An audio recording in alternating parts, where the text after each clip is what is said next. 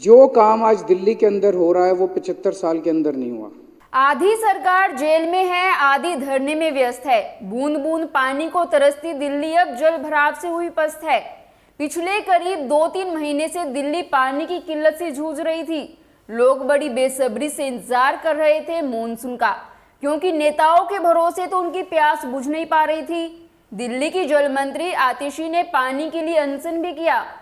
केंद्र सरकार को तो दया आई नहीं, आसरा इंद्रदेव का ही था। इंद्रदेव ने तो दिल्ली के लोगों की पुकार सुन ली। बारिश ने पूरी दिल्ली को तरबतर कर दिया, लेकिन मॉनसून की पहली बारिश ने ही दिल्ली की बदहाल व्यवस्था की पोल खोल दी। सरकार को पहले से पता था कि गर्मी पड़ेगी, पानी की कमी होगी, मॉनसून आएगा, हर जगह जलमग्न होगा, बाढ़ जैसे हालात भी बनेंगे, लेकिन इन सब से निपटने के लिए कोई प्लानिंग नहीं की गई। दिल्ली सरकार करे भी तो क्या करे, सिवाय सोचने के।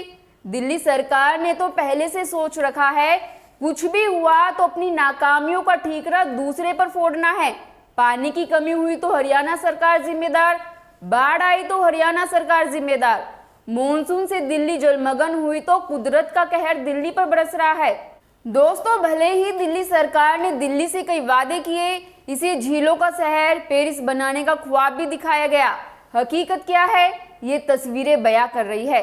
सरकार का काम सिस्टम की कमियों को दूर करना है, ना कि दूसरों पर थोपकर अपनी कमियों को छुपाना। नमस्कार दोस्तों, मैं हिमांशी कश्यप आपके साथ, आप देख रहे हैं जनता की आवाज। दोस्तों, जब आम आदमी पार्टी के पास सत्ता और सरकार हाथ में नहीं थी, तब सरकार और सत्ता का दोष था। जैसे ही सत्ता और सरकार हाथ में आई, दूसरों का दोष हो गया। दिल्ली इतनी बीमार क्यों है कि ये ना तो हीट वेव को झेल पाती है और ना ही बारिश को झेल पाती है। मॉनसून की पहली बारिश में मिंटो ब्रिज डूब गया। ये पहली बार नहीं है, हर बारिश में मिंटो ब्रिज का डूबना एक जैसे एक वार्षिक उत्सव बन चुका है। साल 1958 से दिल्ली के मिंटो ब्रिज के नीचे जलभराव की समस्या बनी हुई है। 66 साल के बाद भी समस्या का समाधान नहीं हुआ। और खास बात पता है क्या है? पिछले साल इस मिंटो ब्रिज को पीडब्ल्यूडी ने वोटर लॉगिंग लिस्ट से हटा दिया था। आप ये तस्वीरें खुद देख लीजिए, मिंटो ब्रिज फिर तालाब बन गया है। मिंटो ब्रिज की समस्या आज की तारीख में भी जस की तस बनी हुई है। तारीखें बदलती गई, सरकारें बदलती गई, साल बदलते गए, लेकिन मिंटो ब्रिज के हालात आज भी वही है। कुछ घंटों की बारिश में ये तालाब में तब्दील हो जाता है। दोस्तों, दिल्ली में कितनी सरकारें आई और गई, लेकिन कभी किसी ने ड्रेनेज सिस्टम को चुनावी मुद्दा नहीं बनाया। ये दलील जरूर दी जाती है कि दिल्ली में जलवायु परिवर्तन की वजह से जब बारिश ज्यादा होती है तो पानी भर जाता है। अब सवाल ये है, जब नेता लोगों को पता है कि जलवायु परिवर्तन होता है तो भी अपने सिस्टम में परिवर्तन क्यों नहीं किया जाता? बस जब बारिश होती है तभी ड्रेनेज सिस्टम पर सवाल उठते हैं। आपको जानकर हैरानी होगी कि जिस दिल्ली को केजरीवाल सरकार ने कभी पेरिस बनाने का वादा किया था, वहां आज भी ड्रेनेज सिस्टम की 48 साल पुरानी व्यवस्था है। इसके लिए कोई एक सरकार जिम्मेदार नहीं है, बल्कि मौजूदा के साथ कई पिछली सरकारों के दावे भी इस ड्रेनेज सिस्टम में डूबे हुए हैं। साल 1976 में दिल्ली के ड्रेनेज सिस्टम का जो मास्टर प्लान तैयार किया गया था, वो आज 48 साल के बाद भी चला आ रहा है। अब आप खुद सोचिए, ये मास्टर प्लान उस दौर में तैयार किया गया था जब दिल्ली की आबादी करीब 40 लाख हुआ करती थी। पिछली जनगणना के अनुसार 2011 में दिल्ली की आबादी 1,67,00,000 थी। मौजूदा अनुमान के हिसाब से अब ये 3 करोड़ के करीब पहुंच गई है। यानी 48 साल में दिल्ली की आबादी 7.5 गुना बढ़ी है। लेकिन ड्रेनेज सिस्टम इस लायक नहीं है कि ये दबाव झेल सके। दिल्ली के दरिया बनने की वजह सीधे तौर पर ड्रेनेज सिस्टम इंफ्रास्ट्रक्चर की कमी और उसका सही तरीके से देखभाल का नहीं होना है।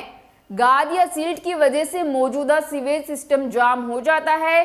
सीवर मैनहोल हर बारिश में ओवरफ्लो हो जाता है। पाइपलाइन की मोटाई कहीं ज्यादा तो कहीं कम को लेकर लगभग 6 इंच की औसतन है, लेकिन अधिकतर पाइपलाइन पुरानी हो चुकी है। ये डैमेज होने पर रिपेयर की जाती है। एक आंकड़े के मुताबिक दिल्ली का इंफ्रा 50 मिलीमीटर से ज्यादा बारिश नहीं झेल सकता। अब अगर राजधानी दिल्ली में नालों की बात की जाए तो यहाँ पर 4 फीट से ऊपर के 713 नाले हैं, वहीं 4 फीट से नीचे के 21 नाले हैं। इन नालों में सफाई करने का काम भी 2 चरणों में किया जाता है। पहला चरण में मानसून से पहले इन नालों की पूरी तरह से साफ किया जाता है, वहीं दूसरे चरण जब शुरू होता है जब मानसून विदा होता है।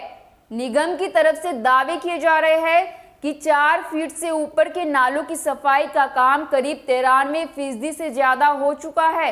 वहीं 4 फीट से कम हाइट वाले नालों की सफाई का काम भी करीब 85% के आसपास हो गया है। अब जब इतनी सफाई हो गई है तो दिल्ली पानी पानी क्यों है? क्योंकि शायद ये सिर्फ कागजों में ही साफ हुई है। आम आदमी पार्टी के नियंत्रण वाले नगर निगम यानी एमसीडी और केंद्र सरकार के नियंत्रण वाले नई दिल्ली नगर पालिका परिषद यानी एनडीएमसी का भेद मिट गया। दोनों के इलाकों में एक जैसे हालात थे। सड़कें पानी से लबालब भरी थी और ट्रैफिक जहां का तहां खड़ा था। प्रधानमंत्री का घर जिस लोक कल्याण मार्ग पर है वहां भी पानी भरा हुआ था और दोपहर बाद तक ट्रैफिक रेंगता हुआ था। कांग्रेस सांसद शशि थरूर से लेकर मनीष तिवारी और दूसरी कई पार्टियों के सांसदों ने अपने अपने घरों के सामने बाढ़ के हालात का वीडियो बनाकर सोशल मीडिया पर शेयर किया। मौसम विभाग के मुताबिक दिल्ली में 88 साल बाद एक दिन में इतनी ज्यादा बारिश हुई। इससे पहले जून 1936 में 24 घंटे में 235.5 मिलीमीटर बारिश दर्ज की गई थी। बाद में दिल्ली की मंत्री आतिशी ने प्रेस कॉन्फ्रेंस कर यही आंकड़ा दोहराया। सरकार ने इस आंकड़े की आड़ में बदहाली को छिपाने की कोशिश की। जो इंतजाम आज करने की बात कर रही है दिल्ली सरकार, वो 6 महीने पहले क्या सो रही थी? आतिशी जी का मानना है कि बारिश ज्यादा हुई इसलिए पानी जाने में टाइम लग रहा है और शायद ये मैडम जी सही भी कह रही है, क्योंकि दिल्ली सरकार साफ सफाई में लाखों खर्च कर रही है, लेकिन हकीकत ये है कि दिल्ली में सीवर की सफाई नहीं होने और नालों से गाद नहीं निकालने की वजह से बारिश के पानी की निकासी नहीं हुई। इस वजह से पूर्वी दिल्ली और उत्तरी दिल्ली से लेकर नई दिल्ली और दक्षिणी दिल्ली तक की सड़कें पानी में डूबी रही। अब दिल्ली सरकार के कैबिनेट मंत्रियों ने जल भराव की स्थिति और आगे की रणनीति पर आपात बैठक बुलाई, जिसमें जल भराव से निपटने के लिए महत्वपूर्ण निर्णय लिए गए। सभी जल संबंधित विभागों डीजेबी, एमसीडी और आईएंडएफसी का एक कंबाइंड इमरजेंसी कंट्रोल रूम तैयार किया गया, जो 24 घंटे जल जमाव पर नजर रखेगा और एक्शन लेगा। सभी विभाग static and mobile water pumps का जायजा लेकर सुनिश्चित करेंगे कि सभी पंप पानी निकालने को तैयार है। हर विभाग क्विक रिस्पॉन्स टीम्स बनाकर जमीनी स्तर पर जल जमाव दूर करने के लिए तैनात रहेंगे। डीजेबी के हर जोन में रिसाइकलर्स को लगाया जाएगा ताकि स्ट्रॉम वाटर ड्रेन्स की कमी से अगर नाले में पानी और सिल्ट भर जाए तो उन्हें साफ किया जाए। इसलिए जरूरत के मुताबिक श्रमिक भी तैनात किए जाएंगे। अगर जल जमाव की कोई शिकायत है तो स्क्रीन पर दिखाए गए नंबर पर कॉल या व्हाट्सएप कर जानकारी दे। ट्रैफिक पुलिस एमएलए पार्षदों से पानी भरने वालों जगह की लिस्ट मांगी है। मुख्य सचिव सभी शिकायतों का निवारण करेंगे। अगर आप सोच रहे हैं जमीन पर काम होगा तो शायद आप गलत है। जब आज तक जमीन पर काम नहीं हुआ तो इस बार क्या होगा? दिल्ली वालों, दिल्ली पेरिस झीलों का शहर बन गया है, बस आप उसका लुत्फ उठाएं, क्योंकि नेता लोग तो बस आरोप प्रत्यारोप का खेल खेलेंगे। भारतीय जनता पार्टी आम आदमी पार्टी पर हमलावर है। बारिश से दिल्ली एक तरफ से तराई तराई कर रही है, लेकिन आप सांसद को अयोध्या की चिंता ज्यादा सता रही है। कांग्रेस के लिए तेलंगाना की बाढ़ नहीं है, आपके लिए दिल्ली का जल भराव नहीं है। भाजपा के लिए गुजरात और यूपी का जल भराव कोई मुद्दा ही नहीं है। इसका मतलब क्या है? हर पार्टी को अपने राज्य की जनता की परेशानियां नहीं दिख रही है, लेकिन दूसरे राज्य की दिख रही है। दोस्तों, दूसरों पर दोष मढ़ना आसान है, मुश्किल है तो जिम्मेदारी लेना। जल भराव से दिल्ली बेहाल है। दिल्ली में 3 चुनी हुई सरकार, दिल्ली नगर निगम, केंद्र सरकार, दिल्ली सरकार, तीनों ही बेकार है। खैर, आपकी इस पर क्या राय है हमें कमेंट कर जरूर बताएं और बाकी खबरों के लिए देखते रहिए जनता की आवाज।